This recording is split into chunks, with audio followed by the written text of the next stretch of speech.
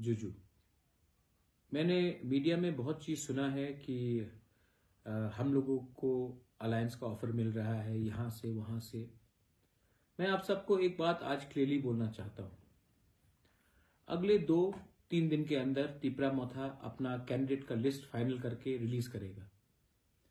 बहुत लोगों ने मुझे फोन किया है और मुझे दुख लगता है कि बहुत लोग जो मेरे ही पार्टी से हैं वो लोग बोल रहे हैं कि कुछ तो मिल रहा है, अलायंस कर दीजिए, कुछ तो मिल रहा है। मैं कुछ तो मिल रहा के लिए मैंने तिपरा मोथा को और अपने गांव में जो हमारे गरीब तिपरासा है, जो भूखा है, जिसके पास कपड़ा नहीं है, जिसके पास घर नहीं है, वो जो आशा बनाकर बैठा है कि बुबागरा आपको कुछ देगा, हमारा देश में हमें कुछ मिलेगा 70 साल के बाद, मैं उस कुछ के लिए नहीं आया हूं। मैं संविधान का, हमें कॉन्स्टिट्यूशनल प्रोटेक्शन चाहिए, कॉन्स्टिट्यूशनल सोल्यूशन चाहिए। आज हम लोग भूमिहीन हैं और हमें अगर अपना जमीन को बचाना है तो हमें कॉन्स्टिट्यूशनल राइट्स मिलना पड़ेगा।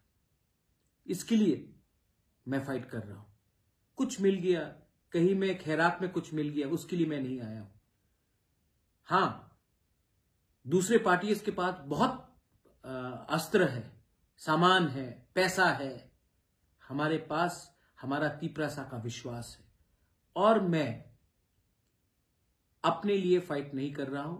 बहुत लीडर लोग जिस मैंने देखा है आज 2-3 दिन में कि उनको सिर्फ अपने बारे चिंता है, उनको एमएलए बनने का चिंता है, कॉम्प्रोमाइज करने के लिए रेडी है, लेकिन बुबागरा कॉम्प्रोमाइज करने के लिए रेडी नहीं है। और मैं अपने वॉरियर्स को सबको एक मैसेज भेज रहा हूं और सब जो देख रहे हैं मुझे, मैं उनको एक मैसेज भेज रहा हूं। मैं कॉम्प्रोमाइज करके अपने लोगों का विश्वास नहीं तोड़ूंगा। अगले 2-3 दिन में तिपरा मोथा अपना कैंडिडेट का लिस्ट निकाल के लाएगा और हम लोग इलेक्शन में फाइट करेंगे। अगर किसी को आखिरी मोमेंट में बात करना है तो अपने मुझे राइटिंग में गवर्नमेंट ऑफ इंडिया या पार्टीज दीजिए constitutional solution for our problem, our existence and survival. अगर आपने राइटिंग में नहीं दिया तो हम किसी से बात नहीं कर रहे और करना भी नहीं है। हम अपने बलबूते में फाइट करेंगे और अपने लोगों को धोखा नहीं देंगे। मैं आपको और एक बात बोलना चाहता हूं, प्लीज सुन लीजिए। भगवान ने मुझे सब कुछ दिया। भगवान ने मुझे घर दिया, पैसा भी दिया, लेकिन मैं ये पैसा और ये घर लेकर जब मैं जाऊंगा ऊपर, तो मैं पैसा लेकर नहीं जाऊंगा, अपना संपत्ति लेकर ऊपर नहीं जाऊंगा। मैं एक अच्छा नाम लेकर ऊपर जा सकता हूं। और अगर मेरा अपना अच्छा नाम रखना है तो मैं कॉम्प्रोमाइज करके अपने देश को नहीं बेच सकता, अपने लोगों को नहीं बेच सकता। ये फाइट जो लोग बोल रहे हैं कि मुझे एमएलए बनना वरना मैं चला जाऊंगा, आप चले जाइए। जो लोग बोल रहे हैं कि अगर आप ये करेंगे तो मुझे ये चाहिए, आपको एक बात मैं बोलना चाहता हूं कि आप लोग भी शर्म करो। ये फाइट हमारा 13 लाख लोगों का है।